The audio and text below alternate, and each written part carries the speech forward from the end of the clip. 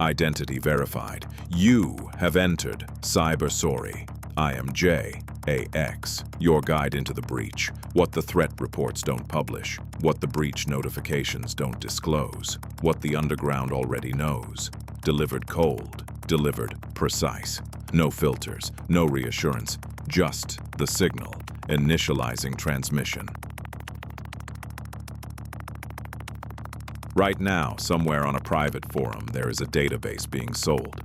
It contains usernames and passwords, saved credit cards, crypto wallets, browser histories, and the active login sessions of millions of people.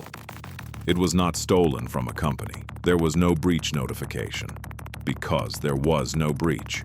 It was collected one computer at a time by a small piece of software that each victim installed themselves, hidden inside a free game, a cracked program, a downloaded tool that worked exactly as advertised. The software ran for 30 seconds, took everything the browser knew, and disappeared. Most of the victims have no idea. Their machines are not even infected anymore. The theft is over. The selling has just begun. I am JAX. This is SYB3R. Transmission begins now. The malware is called an infostealer, and it is nothing like the threats you have been taught to fear. Ransomware announces itself. It locks your files and starts negotiating. An infostealer never says a word. It runs once, often in under a minute. It harvests everything valuable your computer is holding and ships it to a server, packaged into a neat bundle the underground calls a log. Then, in many cases, it deletes itself. Nothing to find, nothing to clean. A scan tomorrow shows a perfectly healthy machine, and it is not elite tooling. Infostealers are a commodity rented out by developers for a monthly subscription, like any software product, with support channels, feature updates, and customer service. A teenager with no skill can rent one tonight and have working credentials from strangers by the weekend. The barrier to entry is a subscription fee. The delivery is the genius part because the victim does the installing. The classic lure is cracked software, the paid program free on a forum or a torrent. The crack works, the game runs, the license unlocks, and the stealer rides along, finished before the splash screen loads. Then there are the fake installers, download sites that rank in search results, sometimes pushed by paid ads sitting above the real vendor. You search for a tool, click the top result, and install the attacker's copy. Video tutorials too. Free download in the description. A chain of link shorteners, a password-protected archive, password in the comments. Every step engineered to feel like normal internet behavior. None of this requires breaking into anything. The victims are volunteers. They wanted the software, and the software was real. It just was not alone. Understand what a log actually contains because it is so much more than a password. When a stealer runs, it opens the browser's saved data and takes the lot. Oh, every saved password for every site, every saved credit card, autofill data, names, addresses, phone numbers. The browsing history, which tells the buyer where you bank, where you work, what you own. It takes crypto wallet files and the browser extensions that hold the keys. And most valuable of all, it takes the cookies, the little session tokens that keep you logged in, so you do not have to type your password every time. Then, it fingerprints the machine itself, operating system, hardware, time zone, language, so the buyer can impersonate not just your accounts but your computer. One infection, one file of loot, your entire digital life, zipped and labeled. For years, the king of this market was a product called RedLine, sold openly in underground channels as malware as a service. RedLine cost less per month than a streaming subscription bundle, and it became the most deployed infostealer on the planet. Its logs flooded the markets by the millions. Security researchers found RedLine harvests behind major corporate breaches, because among those millions of infected home computers were employees logged into work accounts on personal machines, their corporate credentials sitting in the same browser as their gaming passwords. That is the dirty secret of the credential pipeline. There is no boundary between consumer and corporate. A developer downloads one cracked plugin at home, and a month later, their company's cloud console login is on a marketplace shelf, indexed and searchable by corporate domain. The stealer does not care who you are, the buyer absolutely does. Checkpoint. A question before we continue. How does an infostealer usually end up on a victim's computer? Option A. The victim installs it themselves, hidden inside cracked or fake software they wanted. Option B. The attacker breaks through the firewall using a zero-day exploit. Option C. It spreads automatically across the network with no user action. Lock in your answer and drop it in the comments.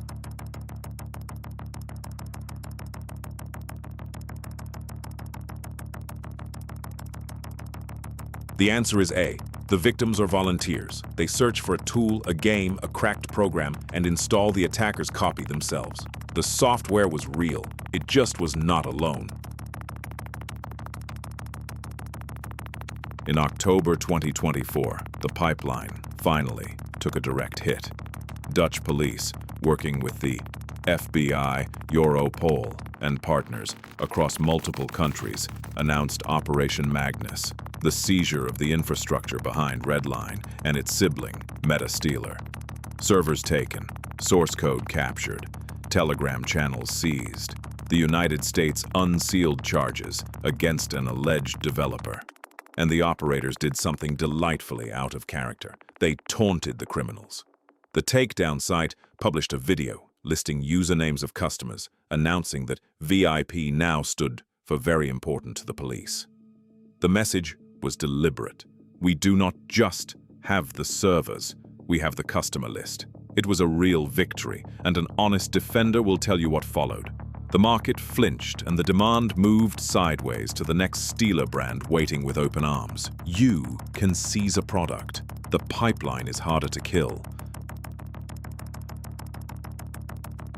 Because the product was never the point. The logs are. Stolen data does not get dumped in a heap. It gets retailed. On the markets, logs are sold like used cars.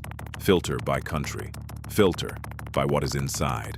Banking sessions, crypto wallets, corporate logins. Filter by corporate domain and find every infected employee of a specific target company. A random consumer log sells for a few dollars. A log with access to a corporate network. Orders of magnitude more. There are subscription services, clouds of logs where buyers pay a flat monthly fee for a constant feed of fresh infections, terabytes of other people's lives, updated daily. This is the supply chain that feeds the access brokers from our earlier transmission.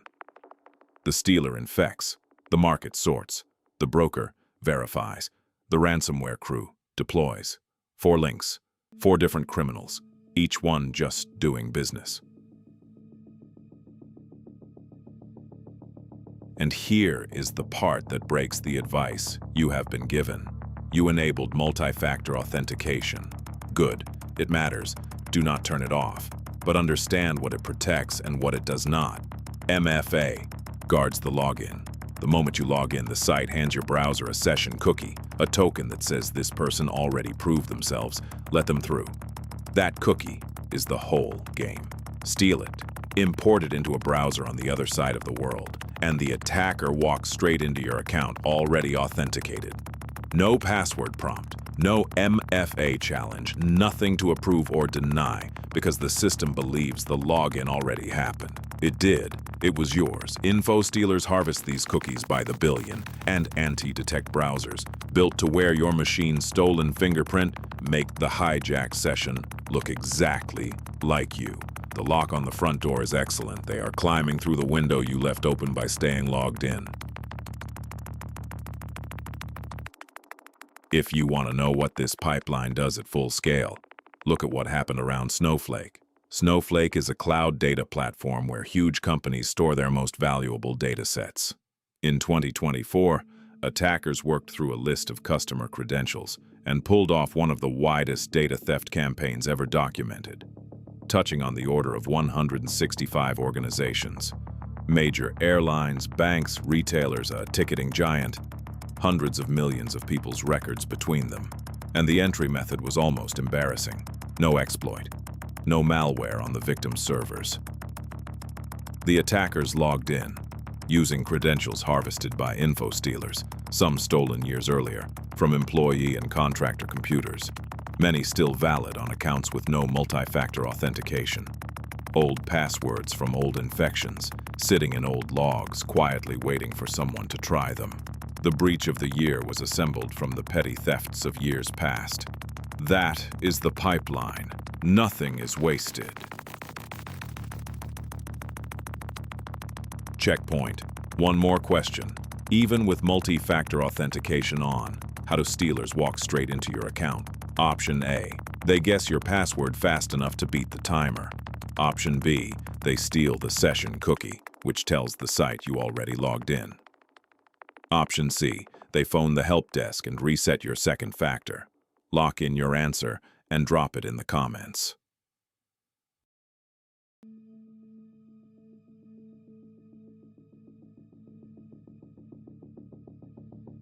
The answer is B. Multi-factor authentication. Guards the login, but once you log in the site, hands your browser a session cookie. Steal that cookie, import it into another browser, and the attacker is already authenticated. No password prompt at all. How big is the exposure, really? There is a public service called Have I Been Pwned, run by a security researcher who collects confirmed breach data so ordinary people can check their own accounts. It currently indexes billions of compromised accounts, billions with a B. More entries than there are people on Earth because most of us have been caught in multiple breaches and most of us reuse passwords between them. Law enforcement now uses it. When stealer log datasets get seized or leaked, their contents flow in, and every so often, millions of people get to discover that their computer or one they once used was feeding the pipeline.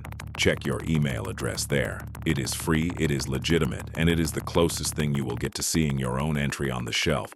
The point is not fear. The point is that the question is not whether your credentials have leaked. It is which ones and whether they still work. Because here is the final stage of the pipeline. Nobody is reading your passwords by hand. Stolen credentials feed machines. Credential stuffing tools take millions of leaked email and password pairs and fire them at login pages. Banks, retailers, streaming services, airlines, every door on the internet through networks of proxy computers so each attempt looks like a different person in a different city. If you reuse a password, the breach of some forum you forgot you joined becomes the key to your email, and your email is the master key because password reset flows through the inbox. The success rate per attempt is tiny. The volume is astronomical. At machine speed, tiny times astronomical equals thousands of takeovers a day, packaged and resold, fed back into the same markets, the pipeline eating its own output and growing. This is not someone guessing your dog's name. It is industrial agriculture, and your reused password is the crop. What actually works? First, a password manager with a unique random password for every single account. This is the kill shot for credential stuffing. A leaked password that opens one door opens nothing else, and the manager remembers what you cannot. Second, stop saving passwords in the browser on machines you do not fully control, and never on a machine that runs cracked software. The browser vault is the infostealer's first stop. Third, treat downloads like the attack surface they are. No cracked software, ever. It is the single most reliable way to feed yourself into the pipeline. Real vendor sites, not the top ad in the search results. Fourth, log out of what matters. Banking, email, work accounts. A session that does not exist cannot be hijacked, and where services offer it, review and revoke active sessions regularly. Fifth, check your exposure. Run your email through Have I Been Pwned? Change anything that appears and turn on breach alerts so the next leak notifies you, not just the market. The pipeline feeds on reuse, old sessions, and free software that was never free. Starve it. You turned on two-factor authentication. It didn't matter. The stealer didn't touch your password. It took the cookie.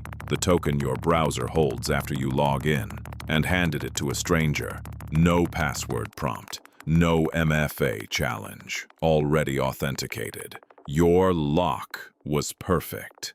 They used your open window. It ran for 30 seconds, then deleted itself. Your antivirus found nothing. Your machine is clean. But your passwords, your saved cards, your active sessions, already packaged, already sold, already sitting on a market shelf filtered by your bank, your employer, your country. 30 seconds, nothing to find. The theft is over.